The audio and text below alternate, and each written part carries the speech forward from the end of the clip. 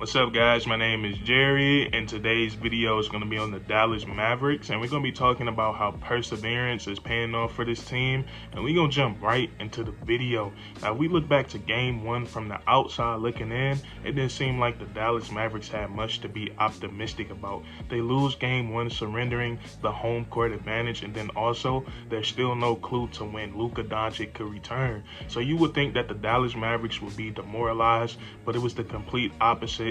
And they really displayed their perseverance in games 2 and 3. Everybody came up with a fiery and contagious energy, and everybody that touched the court for the Dallas Mavericks played a huge role in them winning the last 2 ball games. And now the Dallas Mavericks find themselves up 2-1 to the Utah Jazz without their best player, Luka. And you look at the way that they're doing this, it's just everybody is stepping up in a huge way, and they're embracing that next man up mentality. Jalen Brunson through these 3 games, and this is really an impressive thing to say about him. He has looked like the best player in this series, and he's playing against Rudy Gobert and Donovan Mitchell, and he's been playing better than both those guys. Jalen Brunson really stepped it up for his team in game 2, he had a career night, dropping 41 points, and he really dominated the game in every aspect. He was rebounding, he was dominant, he was dishing out assists, and then he scored the basketball at a very high level. And then he followed that up with another big time performance in game 3 on the road. The Utah Jazz are one of the best home teams in the NBA, and Jalen Brunson went in there and dropped 32 points. And what you gotta love about Jalen Brunson is his versatility. All year long, his whole tenure with the Dallas Mavericks, we've watched him be an off-the-ball player, and for him to do this with Luka being out, being on the ball more and just dominating the game like this, you gotta love it as a basketball fan, and you especially love it if you're a Dallas Maverick fan. But Jalen Brunson, he's just been very big time, and the way that he scored the ball is just very fun to watch. And he's just a very old school fundamental point guard to me, and he gets it done at all 3 levels. And what you like about him is he can get his 3-point shot off the catch, and then he can also create for himself and get a 3-point shot off the dribble, and then he can stop on the dime in the mid-range. And my favorite part about Jalen Brunson's game is his post work.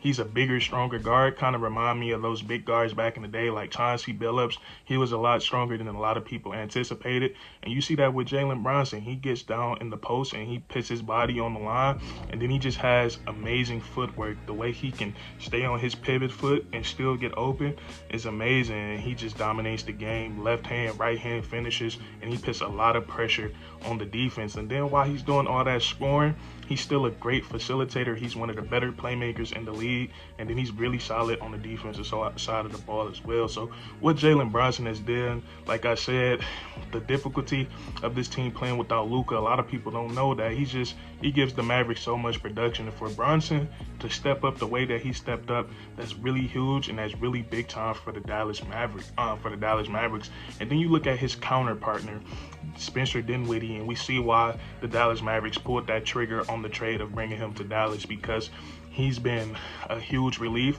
We've seen him be a relief for Luka Doncic, and now he's being that relief for Jalen Brunson. Now the Dallas Mavericks at all times, they're going to have a secondary ball handler on the court, or they can sit one of their ball handlers, because now they have 3 guys when Luka is playing, 3 guys that can create some pretty solid offense. And the best part about Spencer Dinwiddie is that he opens so much up for the Dallas Mavericks just by him being aggressive. When Spencer Dinwiddie is in that mentality, in that mode, when he's going to get to the rim at regardless, it puts so much pressure on the defense, and it really opens up the 3 ball. And we've seen it all series long.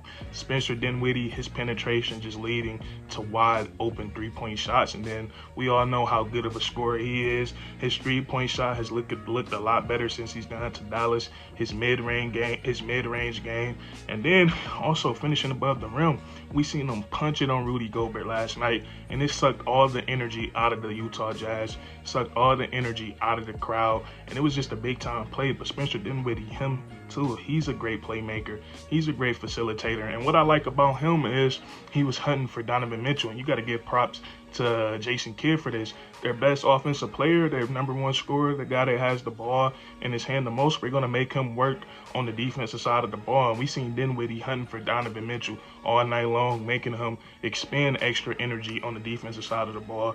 And it actually led to a lot of free layups for Spencer Dinwiddie. So he played a really solid game, and he's been big for the Dallas Mavericks, just adding that secondary ball handler, that relief player that can come in and create offense. Now you get to the others. These other guys have really stepped up with Luka being out. You look at Maxi Kleber. The last 2 games that he has played have been really clutch for the Dallas Mavericks, and it couldn't have came at a more perfect time with somebody like Luka sitting out. Maxi Kleber in game 2 was really big time. 8 3-pointers, 25 points. But not only that, he plays really solid defense, he rebounds, and he hustles. Everybody on this Dallas Mavericks team, they have hustle in them, and we've seen it. You know, that's kind of like a Jason Kidd thing. That's his culture. Like, all these guys hustle and they play with tenacity.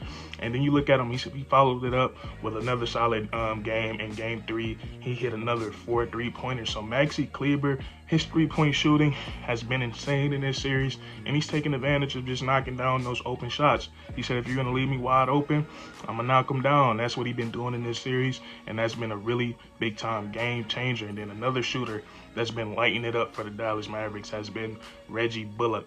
Reggie Bullock, he hitting his wide open threes. He's been on fire. Came in on the road last night, hitting like every 3 that he hit, very pivotal, very momentum swinging for the Dallas Mavericks. And he's just been playing some really great basketball, and then playing solid defense as well. And we all know what Durian Finley Smith does. One of the best defenders in the league, one of the most versatile defenders in the league. He'll go out and guard a big if he have to, and then we'll see him go down there and guard Donovan Mitchell on the next possession. Whatever the Dallas Mavericks need defensively, Durian Finley Smith, he's going to step up and do that. He steps up and rebounds, and then he also played a really solid game in game 3 as well, pouring in 14 points. And all these guys are just playing really great. Dwight Powell being a hustler, putting that pressure on Rudy Gobert, rebounding, going for loose balls. Just this whole team, the way that they're playing, man, this energy that they have going right now is really great. And it came at the most perfect time. And this is just so big time that they've won these 2 games, because it gives Luka Doncic more time to heal up and get 100% healthy for the playoffs. So with the way that this team is rolling right now, and then you insert a player like Luka Doncic back into the lineup, the Dallas Mavericks are going to be more scarier than people anticipated. And now, when he comes back, we all know what Luka brings to the table. I think Luka is one of the more underrated players in this league. I know he gets talked about a lot, but I don't think he gets talked about enough. Just the way that he controls the game. To me, when Luka is playing, I feel like he's just manipulating the game of basketball. He takes it. He's just like Jalen Brunson. You cannot speed him up, no matter how much you pressure him, no matter how much you trap or double team him. He's always going to process the game at a faster level than everybody else, and it allows him to play at a slower pace. But the Dallas Mavericks, the way that they've stepped up, we got to give props to Jason Kidd. He's done a great job with this team, having them, rallying them, playing without their best player against a really good Utah Jazz team. And we got to give props to Jalen Brunson, because he's playing like he's the best player in this series. But that's going to be it for this video. Just wanted to touch on how the Dallas Mavericks, how they're persevering, stepping up without their best player, and they have a pretty good team on the ropes right now. So that's going to be it for this video. If you enjoyed, leave a like, comment down below if you agree or disagree, and then subscribe for more weekly content. We do this all the time, man. And that's curtains.